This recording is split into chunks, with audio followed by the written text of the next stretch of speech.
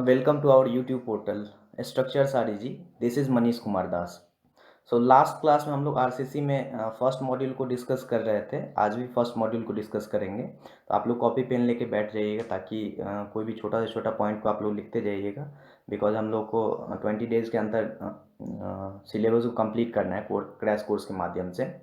सो हम लोग स्टार्ट करते हैं. तो हम लोग एडवांटेजेस एंड डिसएडवांटेजेस हम लोग देखे थे आरसीसी के बारे में, कंक्रीट के बारे में, और टाइप्स ऑफ कंक्रीट देखे थे. उसमें हम लोग एक चीज़ मिस किए थे, that is PSC, pre stressed concrete. Pre stressed concrete आजकल बहुत यूज़ होता है रोडवेज में, रेलवेज में. तो उसमें क्या क्या है, स्ट्रेस पहले से ही इंड्यूस्ड कर दिया जाता है. जो बार हम लोग लगाते हैं कंक्रीट में, उसमें पहले से ही स्ट्रेस इंड्यूस्ड कर दिया जाता है. और वो स्ट्रक्चर जो कंबाइनली कहलाता है वो होता है प्री स्ट्रेस्ड कंक्रीट. सो आज हम लोग पढ़ेंगे मटेरियल्स कौन कौन सा यूज़ होता है आरसीसी में. रीइंफोर्स्ड सीमेंट कंक्रीट स्ट्रक्चर में कौन कौन सा मटेरियल यूज़ होता है ये आप लोगों को पता होगा, पर फिर भी मैं थोड़ा ब्रॉड वे में आप लोग बताना चाह रहा हूँ. सो स्टार्ट करते हैं हम लोग. सो पहला है कंक्रीट. सो कंक्रीट आपको पता ही है कि ये एक डेफिनिट प्रोपोर्शन में इंग्रेडिएंट को मिक्स करके एक हार्डेंड मास होता है, that is called concrete. Fine. So यहाँ पे लिखा है the properties of concrete depends upon the proportion and type of ingredient. A good and durable concrete mix should satisfy the following properties, है ना. तो ये फॉलोइंग प्रॉपर्टीज होना चाहिए. कौन कौन सा होना चाहिए तो वो देखिए. पहला क्या है आपका, पहला है आपका homogeneous mix. Concrete should have homogeneous mixture, that means it is thoroughly mixed. Thoroughly mixed होना चाहिए. दूसरा क्या, प्रॉपर्ली कॉम्पैक्टेड. प्रॉपर्ली कॉम्पैक्टेड मतलब क्या हो गया कि वो इसलिए क्या है, to prevent the concrete to form it being porous. Porous अगर हो जाएगा तो वहाँ से क्या होगा, एक तो पहली बात है कि सरिया में कोरोजन लगेगा जो स्टील रिइंफोर्समेंट हम लोग प्रोवाइड करेंगे, और दूसरा सीपेज बढ़ेगा. तो वो पोरोसिटी को हटाने के लिए हम लोग क्या करते हैं, बबल को, और इनसाइड कंक्रीट के इनसाइड में बबल एयर गैप जो रहता है उसको हम लोग वाइब्रेटर के थ्रू हम लोग निकालते हैं, और उस प्रोसेस को कॉम्पैक्शन कहा जाता है. तो हम लोग कॉम्पैक्शन इसलिए करते हैं ताकि उसमें पोरस मीडियम नहीं रहे कुछ भी. तीसरा है सफिशिएंट क्यूरिंग. सफिशिएंट क्यूरिंग इसलिए किया जाता है for providing the full strength of concrete. Strength concrete का फुल स्ट्रेंथ तभी होगा जब हम लोग प्रॉपरली क्यूरिंग करेंगे. अगर क्यूरिंग नहीं करेंगे तो एडवर्स इफेक्ट क्या होगा, कंक्रीट का लेयर जो है वो क्रैक्स आ जाएगा उसमें. चौथा है appropriate water cement ratio. Appropriate water cement ratio मतलब क्या हो गया कि अगर वाटर सीमेंट रेशियो अगर ज़रूरत से ज़्यादा आप कर देंगे तो दैट डायरेक्टली डिपेंड्स और effect the workability as well as strength, developing strength of concrete. Means अगर वाटर सीमेंट बहुत ज़्यादा रख देंगे तो वर्केबिलिटी तो बढ़ेगा, हम लोग बोल सकते हैं, बट वहाँ पे स्ट्रेंथ क्या हो जाएगा, घट जाएगा. सो वाटर सीमेंट रेशियो का एक स्पेसिफिक प्रोपोर्शन ही होना चाहिए, और वो IS 456 किस कोड में, IS 456 2000, ठीक है. इस कोड में आप लोग को मिलेगा, और ये कोड को हम लोग बहुत जल्दी टू द पॉइंट डिस्कस भी करने वाले, वो हम लोग अनाउंसमेंट में बताएंगे कुछ दिन के बाद. अगला है mix should have all the ingredient in right proportion. जो मिक्स हम लोग तैयार कर रहे थे concrete mix, that is mixture of cement, fine aggregate, coarse aggregate and water.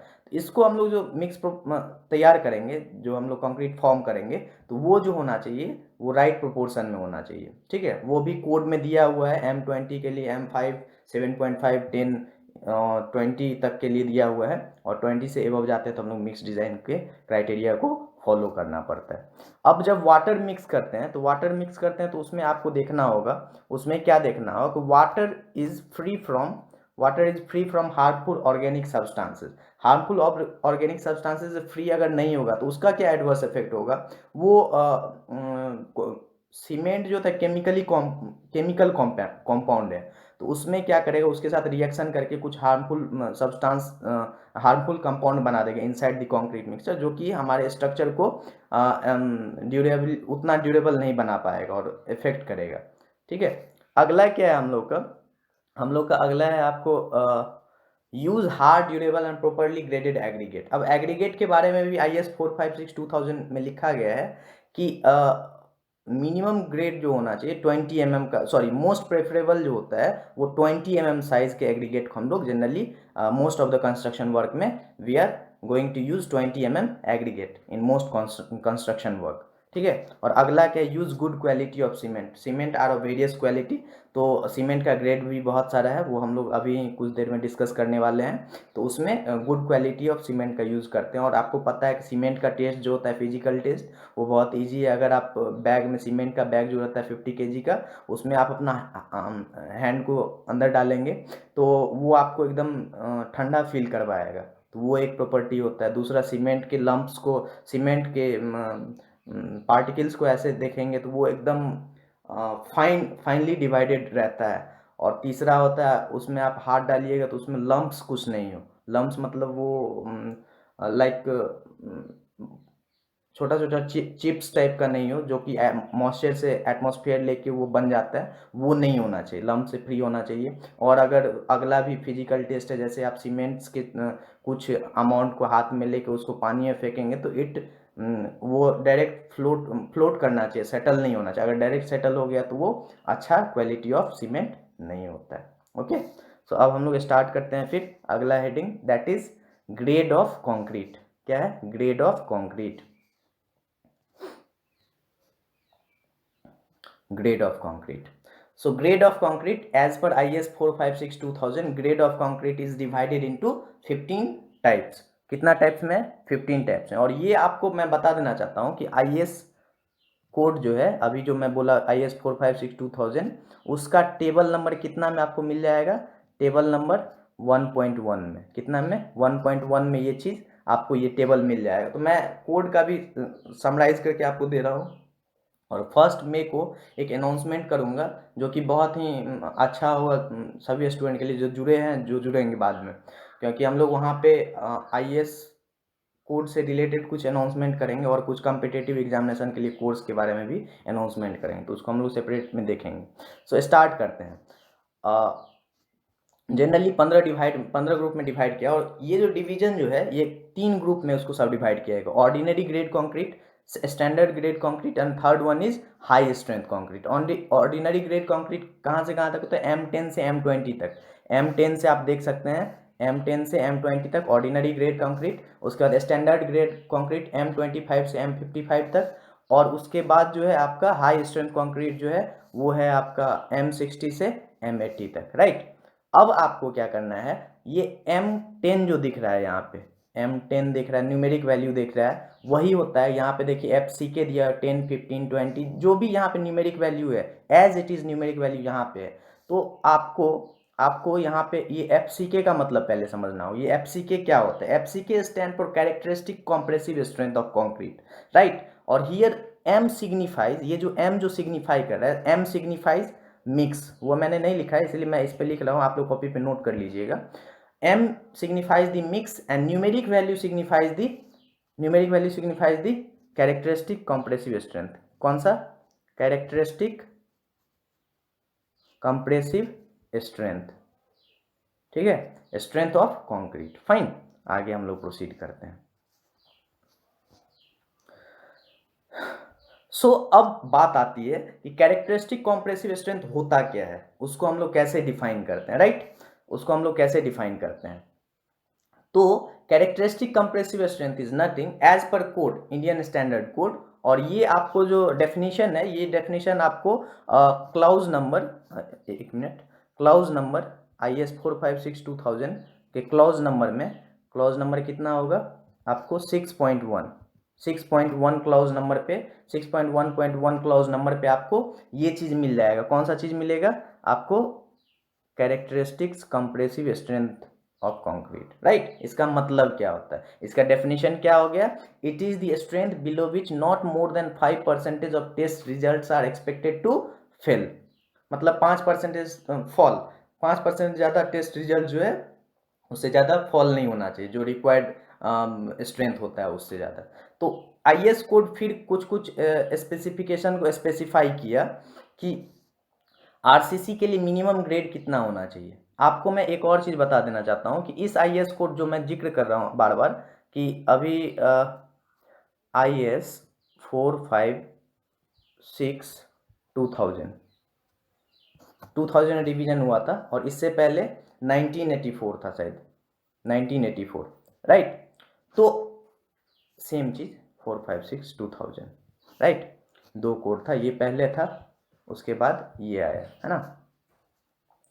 तो वो जो कोड जो है मिनिमम ग्रेड ऑफ कंक्रीट को स्पेसिफाई करता है। तो IS 456 2000 क्या किया है, पीसीसी के लिए, PCC stand for plane cement concrete, और इसके लिए मिनिमम ग्रेड ऑफ कंक्रीट जो हम लोग यूज करने वाले हैं वो है M15। M15 से कम ग्रेड के कंक्रीट को हम लोग यूज नहीं करेंगे for PCC work, right. Same for it is RCC, RCC में M20 minimum grade of concrete होता है, मतलब मिनिमम, ये बहुत ऑब्जेक्टिव में भी पूछता है इसलिए ये बहुत यूजफुल है। तो M20 ग्रेड ऑफ कंक्रीट से नीचे नहीं होना चाहिए, मतलब minimum grade of concrete is M20 for RCC work, right. And for post tension और प्री टेंशन, आपको मैं अभी जस्ट स्टार्ट करने से पहले ही वीडियो में बताया था कि पीएससी होता है प्री स्टेज्ड कंक्रीट, उसी का दो पार्ट होता है, one is post tension, another one is pre tension, right. So post tension में मिनिमम ग्रेड ऑफ कंक्रीट कितना होना चाहिए, M35 या फिर एबव, M35 से बिलो नहीं होना चाहिए, राइट। अब क्या है आपको for pre tension, pre tension जो होगा उसमें मिनिमम ग्रेड ऑफ कंक्रीट कितना होगा, M40। जनरली स्टूडेंट कंफ्यूज होते हैं कहाँ पे कि M35 को पहले प्री टेंशन में देते हैं और पोस्ट टेंशन में M40 को देते हैं, ये कंफ्यूजन नहीं कीजिएगा आप लोग।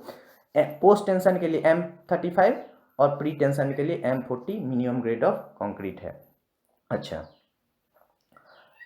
आपको एक और चीज़ मैं बता देना, तो ये जो कॉम्प्रेसिव स्ट्रेंथ आता है ये हम लोग को एक क्यूब में, कंक्रीट के क्यूब में हम लोग कास्ट करते हैं, उसको 3 लेयर में हम लोग डालते हैं, उसके बाद उसको कास्ट करके जब स्ट्रेंथ लेते हैं उसके बाद उसको हम लोग क्यूरिंग के लिए 28 डेज में रख देते हैं, तब स्ट्रेंथ चेक करते हैं। वो स्ट्रेंथ जो होता है, मान के चलिए M20 ग्रेड का कंक्रीट को आप कास्ट किए हैं तो वो उससे ज़्यादा आना चाहिए, उससे कम नहीं आना चाहिए। और 3 सैंपल का हम लोग टेस्ट लेते हैं, मतलब एज पर IS कोड। अगर 3 सैंपल का टेस्ट का वेरिएशन अगर 1.5 से ज़्यादा आ गया, मतलब फिर से आपको टेस्ट को रिपीट करना पड़ेगा, ठीक है। और एक और चीज़ है कि हम लोग 2 क्यूब रहता है जनरली, एक क्यूब है आपका 150 mm का, है ना, 150 mm का क्यूब, और एक क्यूब होता है आपको 100 mm। ये बहुत इंपॉर्टेंट है, इंटरव्यू में हमेशा पूछता है कि कौन से क्यूब का हम लोग कब यूज़ करते हैं और क्यों। तो आपको ये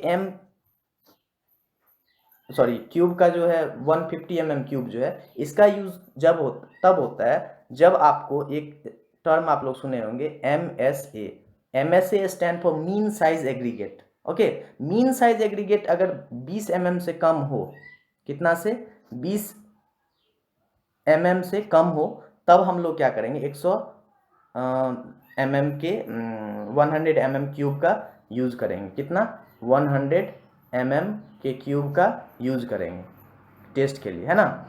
अब लेकिन क्यूब का यूज करेंगे, लेकिन अगर MSA कितना हो, MSA अगर ज़्यादा हो, किससे ज़्यादा हो, 20 mm से, मतलब मीन साइज ऑफ एग्रीगेट अगर 20 mm से ज़्यादा हो, तब हम लोग कौन सा क्यूब का यूज करेंगे टेस्ट के लिए, 150 mm क्यूब का टेस्ट करेंगे। और किस चीज़ के लिए टेस्ट करेंगे, कंक्रीट के कैरेक्टरिस्टिक स्ट्रेंथ को निकालने के लिए, मतलब कंक्रीट के स्ट्रेंथ को निकालने के लिए, सॉरी।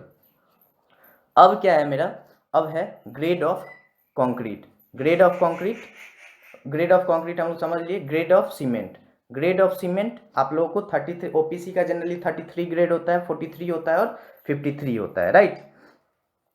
सो आप लोगों को 3 ग्रेड है, ये तीनों जो है ये है आपको ओपीसी का तीनों ग्रेड है। और कोड जो दिया है, the maximum cement content used for RCC construction is 450 kg per metre cube as per IS 456 2000, है ना, 2000।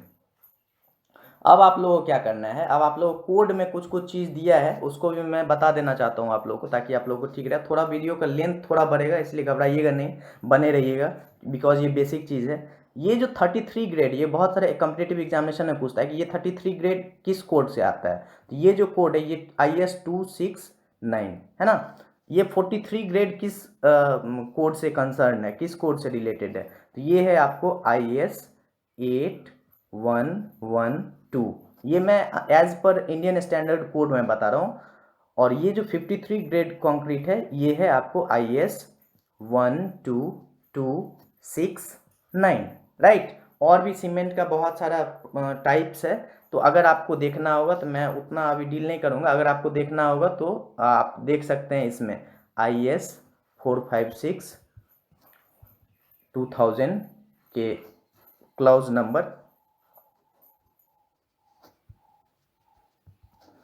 नंबर 5, ठीक है। और 5 में कितना पे 5.1 पे देखिएगा तो आपको मिल जाएगा डिफरेंट टाइप ऑफ सीमेंट कौन से कोड से कंसर्न है। Fine, okay. अब हम लोग आगे प्रोसीड कर रहे हैं सेम वीडियो को।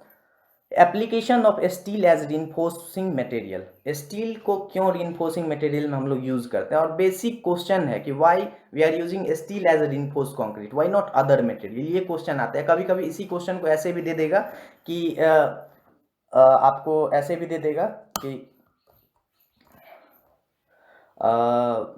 एडवांटेजेस ऑफ स्टील को लिखने के लिए, रिइंफोर्स कंक्रीट के लिए यूज करेंगे तो उसका एडवांटेजेस क्या है, राइट। एडवांटेजेस क्या है, तो पहला एडवांटेज क्या है आपका, पहला एडवांटेज है steel is very strong in compression, tension, shear and torsion, right. आपको पता होगा, आपको लग रहा होगा कि ये कंप्रेशन टेंशन में क्यों है, तो पहले भी मैं बताया था कि पीसीसी जो होता है mixture of cement, sand, fine aggregate, coarse aggregate, water. लेकिन जब हम लोग पीसीसी में रिइंफोर्समेंट को ये कर देते हैं, रिइंफोर्समेंट जो हम लोग लगाते हैं उसमें हम लोग कंक्रीट को पॉड करते डालते हैं, तब जो कंपोजिट स्ट्रक्चर बनता है वो होता है मेरा आरसीसी। और आरसीसी में रिइंफोर्समेंट डालने के बहुत बड़ा रीजन ये भी है कि उसमें टेंशन को बियर करने के लिए रिइंफोर्समेंट को प्रोवाइड किया जाता है, इसलिए यहाँ पे compression, tension, shear and torsion जो है ये सब बिहेवियर के कारण स्टील को यूज किया जाता है। दूसरा रीजन है concrete develops very good bond with steel, steel के साथ बॉन्डिंग अच्छा, वो पहले भी मैं बताया था। Steel is a ductile in nature, ductile nature means क्या कि they will give the notification prior to failure, मतलब स्टील जो है अगर फेल होने लगेगा तो वो अपना नेकिंग शो करेगा। वो मान लीजिए कोई स्ट्रक्चर ऐसे है तो वो डायरेक्ट पहले फेल्योर शो करेगा कि हम अब फेल होने वाले हैं, तो आपको पता चले, प्रायर नोटिफिकेशन पता चले। बट कंक्रीट अगर डायरेक्टली कंक्रीट का आप यूज करेंगे तो वो होता है brittle material, that doesn't signify any kind of notification before failure, fine. जबकि स्टील जो है वो आपको नोटिफिकेशन पहले दे देगा। अगला है चौथा, steel bar can be cut, bend, lifted, welded easily with commonly available tools and machines. इसके लिए बहुत ज़्यादा मतलब स्पेसिफाइड चीज़ नहीं चाहिए, इसका लाइफ स्पैन बहुत ज़्यादा होता है, इसका इजीली अवेलेबल है, और सबसे महत्वपूर्ण जो है that is coefficient of thermal expansion is, coefficient of thermal expansion is same for steel as well as concrete, and the value of this expansion is 12 into 10 to the power -6 per degree C, okay, 12 into 10 to the power -6 पर degree centigrade. अब ये तो reinforcement में steel use करते हैं, कुछ disadvantage भी होगा, उसको भी हम लोग समझ लेते हैं ना। कुछ डिसएडवांटेज भी होगा, तो डिसएडवांटेज क्या क्या है इसका वो हम लोग समझ लेते हैं। तो डिसएडवांटेज क्या है, स्टील में जो है रस्टिंग होता है, वो ऑक्सीजन के साथ रिएक्शन करके रस्टिंग देता है, तो वो सबसे बड़ा डिसएडवांटेज है। दूसरा disadvantage is losses is strength at high temperature, बहुत ज़्यादा टेम्परेचर राइज करेगा तो वो अपना स्ट्रेंथ को लूज करता है, राइट। और तीसरा जो मेन डिसएडवांटेज है, मेंटेनेंस कॉस्ट बहुत ज़्यादा होता है, little higher than other material. Other material मतलब लाइक आरसीसी, वुड्स और ग्लास, ये सब मटेरियल से जो स्ट्रक्चर बनेगा उसके कंपेरिजन में स्टील थोड़ा कॉस्टली हो जाता है मेंटेनेंस के टर्म में, ठीक है। सो आगे हम लोग फिर डिस्कस करने वाले हैं, क्या क्या डिस्कस करने वाले हैं, हम लोग स्ट्रेस स्ट्रेन कर्व को डिस्कस करेंगे, फिर हम लोग WSM, LSM और USM के बारे में हम लोग डिस्कस करेंगे। सो होप आप लोग वीडियो को एंजॉय किए होंगे। अगर कोई कन्फ्यूजन हो तो आप लोग कमेंट बॉक्स में शेयर डालिएगा ताकि हमको पता चले। Thank you for being with us and thank you for being with structure सारी जी, थैंक यू सो मच।